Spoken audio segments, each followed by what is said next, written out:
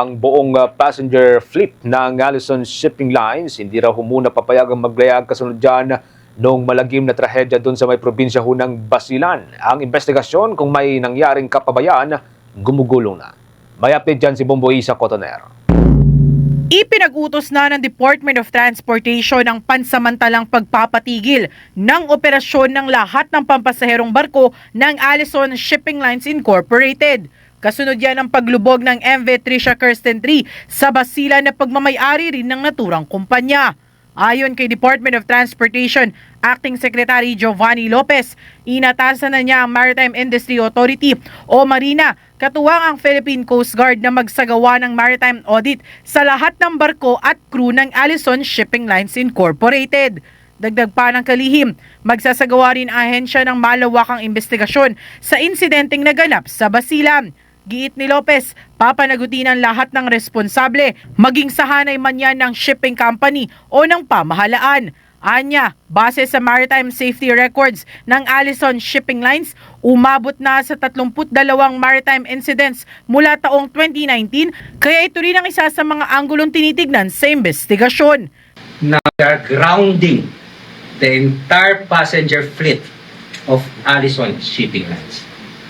And I'm asking Marina to conduct a maritime safety audit together with Philippine Coast Guard, kasama na inspection, hindi lang po ng kanilang barko, kasama na rin po ng kanilang mga crew. Ulitin ko po, as of now, pagkatapos po nito, the entire passenger fleet of Allison Shipping Company, they are now grounded. And Marina and Philippine Coast Guard, they have 10 days to conduct a maritime safety audit and risk compliance and also inspection. At ang magiging tugon po namin dito will be based on the safety audit po ng Coast Guard at ng Marina. Kung papayagan pa namin itong mga barko ng Allison. Kaugnay nito, hiningi na rin ang kagawaran ang isang malawakang maritime audit sa buong domestic fleet ng Pilipinas bilang bahagi na nagpapatuloy na investigasyon. Samantala, tiniyak naman ng Department of Transportation na nakikipag-ugnayan na sila sa Maritime Industry Authority upang makapag-issue ng special permits sa iba pang shipping lines na nais magpa-accredit. Sinigurado din ang pagkakaroon ng libreng sakay ng Philippine Coast Guard para naman sa mga pasahero. Ito ay dahil ang Allison Shipping Lines lamang ang may regular na biyahe sa Zamboanga Peninsula at mga karatig lugar nito. Kaya naman makakapekto ito sa mga pasahero. Ang ginaground po natin ngayon is passenger fleet ng Allison Shipping Lines. Yan po again, the maritime safety pagdating po sa pasahero is not optional. It's non-negotiable. Alam ko po na may mga ibang pasahero na meron sigurong maapektuhan dito.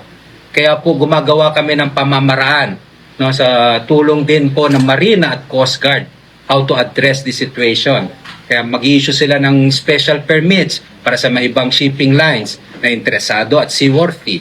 Doon sa mga lugar talaga, sa mga ruta na wala talagang ibang interesado, the Coast Guards are ready to provide libreng sakay.